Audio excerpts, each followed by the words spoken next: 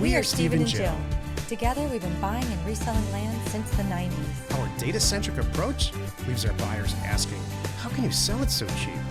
Here on the Land Academy Show, We answer that and more. Steve and Jill here. hello. Welcome to the Land Academy Show, entertaining land investment talk. I'm Stephen Jack Butala. And I'm Jill DeWitt, broadcasting from the Valley of the Sun. Today, Jill and I talk about the current changes that we've implemented in our land business. And, This year. This year. And our hope is that you may consider making these changes too. Yep.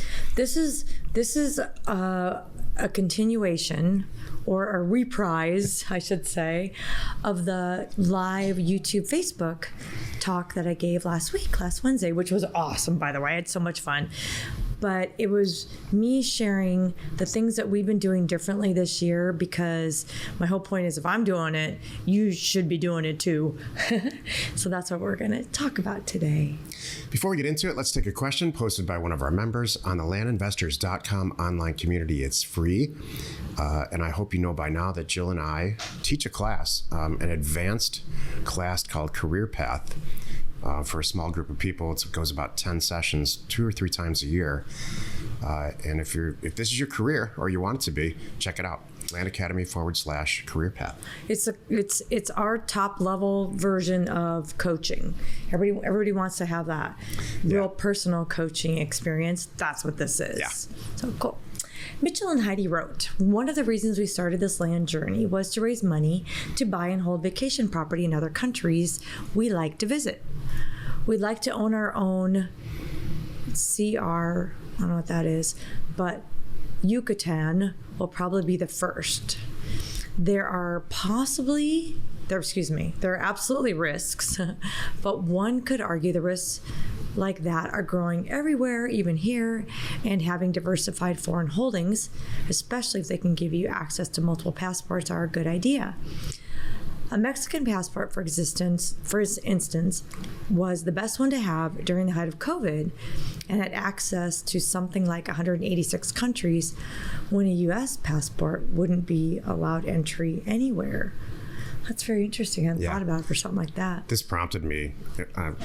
I'll say it in a second. Go ahead and finish it here. We think there'll be some opportunities in the next few years, but this whole fourth turning thing seems to have some legs. Perhaps if governments fall, who knows what happens.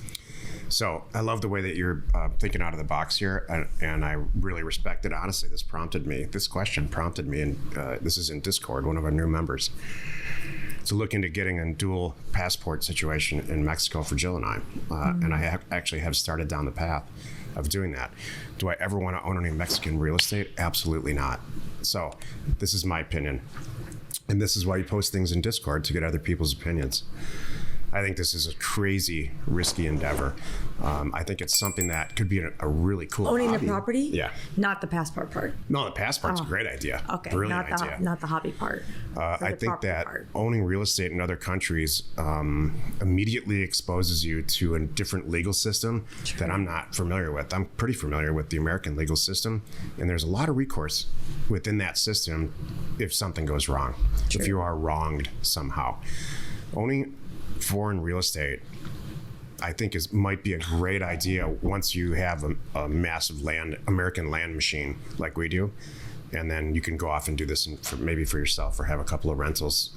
It might be a great tax situation. Maybe it does open the doors up for dual citizenship and a lot of other things. But as a primary, I know there's people out there. I know exactly. I cut this question off because it was a lot longer. I know that people have groups like Land Academy. Where they own property all over the world. That's their business. Yeah, because you can be a U.S. citizen, but I'm thinking, what if you're a Mexican citizen and you own Mexican property? Yeah. That's different. It's a whole different ballgame now. Yes, or if you have a Mexican partner. Right. As an American, that can open a lot of doors too. So, especially if it's a lawyer, a Mexican lawyer or a notary. They have notaries are completely different in Mexico. They're like very, very well paid, and they're called notarios, but they're really lawyers. So I think this is a great idea, but I think my personal opinion, and this is how I'll answer the question, is get the American land machine moving. Right. And so it's really cash flowing. And then when you're dip bored. your toe in the water. When you're rich and you're bored. Yeah, there perfect, you go. Jill. When you're rich and bored, this will be a great idea. That's all I can think about. So, the thing too, like I researched this a long time ago, and what I came up with is not all, but some other countries allow and recognize dual citizenship. The United States is not one of them. They want you to denounce your citizenship. If you're going to be a U.S. citizen, you are a U.S. citizen, and that's it. You can't be Canadian in U.S., Mexican U.S. Their thoughts are our thoughts here in this country is pick one kind of thing. So you have to be sneaky about it too. So this is all the rules are really changing because the world travel and the internet and things like Starlink behind us are really, really making us so much more mobile than we ever have been. And so governments are not stupid about collecting taxes. The American government, for instance, this is really not the topic at all anymore, but as I understand it, you can live anywhere in the world, but you're filing an American tax return if you're a U.S. citizen. Makes sense. So, and there's many, many, many countries in the world where, let's say, if you're Italian and you move to Spain permanently, you no longer file a tax return in that your origin country. I'm just using those two countries as just that may not be completely accurate with those two countries, but I know there's many countries where that applies. You really make that work for you. Got it. Also, there's a lot of places where if you're making money in that country, then you file that's where you file a tax return. This is not one of those places. Right. You get duly taxed. Okay, now we're going to, how far do you want to talk about this now? You lost me. Today's topic, current changes we've made in our land business, and I hope that you take them for what they are. Maybe consider making some changes too. This is the meat of the show. The whole point of the topic today and why I covered it last week was every year there's always things that you need to be doing differently. We do it. Even right now we're all looking at the market. We're all looking at this. We're all like, what if this slows down? What if that changes? What if prices go down as interest rates go up? And now interest rates are coming back down. What do I do? What should I plan for? It's that kind of a thing, right? You can't go into this business or probably any business and just set it up and let it run on autopilot and never adjust. Yeah. Never raise your prices, never redo your menu, never, fill in the blank kind of thing. You should be, there's annual changes. There's probably, but depending on your business, monthly changes, annual changes, 5-year game plan changes, all that stuff needs to happen. So we wanted to share, some of the tweaks that we're doing right now this year. We're halfway through 2022. We're more than halfway through 2022. We're coming in the back end of 2022, and boy, did that go fast. And I want you to know what we're doing, because if I'm doing it, you should probably be doing it, or at least you need to be aware of it so you're ready for it, kind of thing. And some of the things are the way that we're picking properties. There's no dartboard. There's no secret county, nothing like that. Let me interject here real quick before you run down your list, because I know every career path, there's one or two people that are pretty vocal about this. I used to send mail to this fill in the blank place once every 2 months. I would buy 52 properties, and my life was great. And I did that for years. Now I'm only buying 48. The last time I sent it, I only bought 32. To which I chuckle, and to everybody's benefit, who the other career path members. Yeah, maybe that you went to the well so many times that you need to try a different place. Or they'll say something like, I send a mailer over here, I buy all this property. I send a mailer over here, I don't buy any property. I know. This is the way this works. Ask a convenience store owner, which, they have good months and bad months. Right. The good news is that, and I'm going to talk about this tomorrow in great detail, this business really allows you to make those on-the-fly changes to be successful. So go ahead, Jill. It's funny you bring that up, because, we've had whole mailers where West Virginia, where I said, skip it, drop it, don't even go there. bomb, because you know what it was? It was so many undivided interests, and the properties turned out to be not that great. So we didn't even bother, kind of thing. I feel bad. But so back to the topic though. One of the things that we're doing differently is really getting strategic about where we're sending mail, and it really is changing even more rapidly.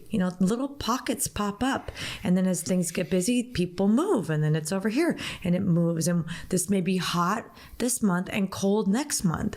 Maybe it has to do with the season, kids starting school, vacation time, weather, all kinds of things. So you have to do what we call trolling, and we do real strategic trolling, and we don't just it's not like we don't sit back in January and pick all the counties we're going to mail for the rest of the year, right?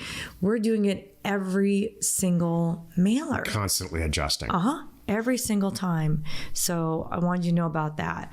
We are also developing more partnerships, more strategic partnerships with unique individuals, so we could all be doing more deals and have our hands in more areas and learn more about those areas.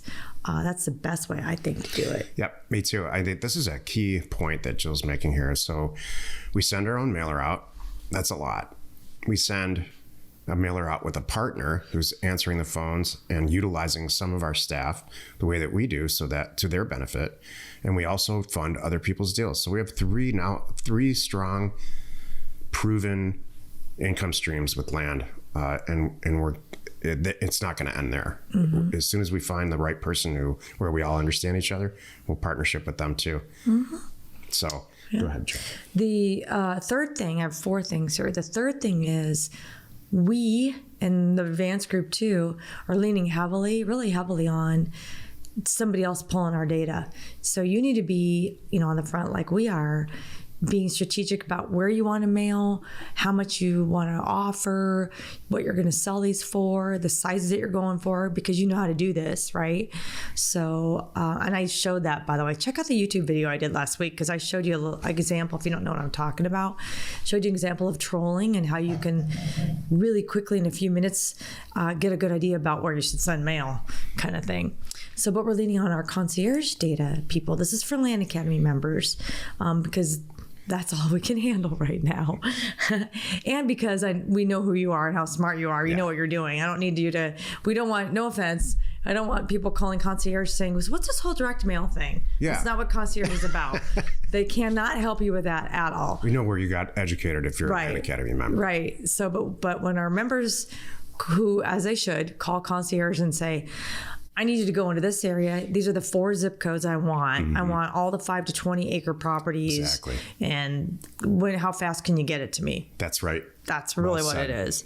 So we're doing that too. Because it just, it just keeps you on track.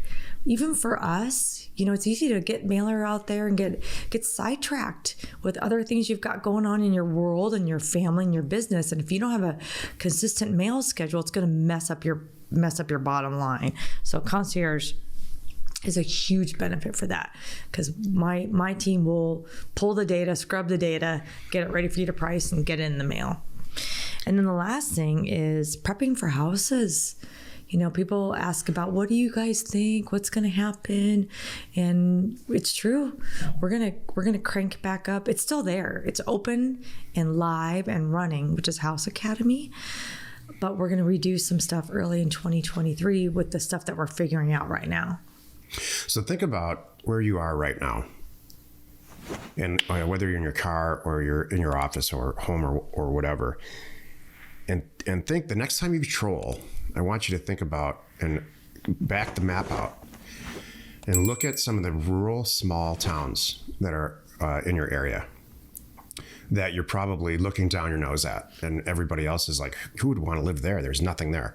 There's just a bunch of a couple of convenience stores and those places. The Starlink behind Jill and I, the Starlink box, and we got Starlink, and we are testing it, actively testing it, and it's going to change. It just, please trust me on this, will change the entire landscape and world real estate market. It allows you to high-speed connect from just about anywhere in the world. And so these rural areas that are almost always have been farming communities could be amazing places to live in the very near future, and very, very, very affordable. Exactly. So those are the houses I think that we are all going to buy. You know, Jill and I have a company called House Academy, and we're going to revamp that program in 2023 and relaunch it, because rural houses could be a great way to make money.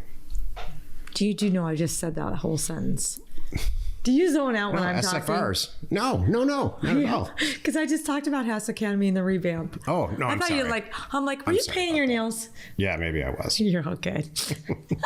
Happy you could join us today. 5 days a week. You can find us here on the Land Academy Show. Tomorrow, the episode on the Land Academy Show is called "How Does Your Land Business Compare to Other Small Business Types?" You are not alone in your real estate ambition. Here's a hint. We have so much flexibility. It's amazing. Right. And such low risk from a money perspective, and all of that time perspective. So I'll talk all about it tomorrow. Yeah, the time and the money invest. You could do this. It's like, what do you call it when it's like transaction based? Variable cost. That's it. Variable to fixed cost ratio is pretty stunning. Hey, thanks for tuning in. By the way, it's still new and fresh and awesome. 2022, we re-released Land Academy's program. It is called Catching Up with Land Academy 3.0. That's the version you want to start with too. So by the way, because let me just throw this in here too. I have a deal going right now. I have the biggest deal so far this year happening through the end of August. So go to landacademy.com, click on the join page at the top, and you'll see the details there. So not only you're going to get the current program 3.0, you're going to get all the past programs. There's a rockin' deal, which does include a free 10-acre, well, not a free, it's a drawing for a 10-acre property in Haskell County, Oklahoma. It's worth, like, I talked about it on the live thing the other day. If you do it all wrong, it's worth about 10 grand. So check it out. We are Jack and Jill. Information and inspiration to buy undervalued property. We hope you find our content valuable, and we appreciate your support. If you have not already, please check out our channel and hit the subscribe button. And your comments and suggestions help us to create the content you're here for. Hitting the like button helps to support our channel's algorithm and gauge your interest for future shows.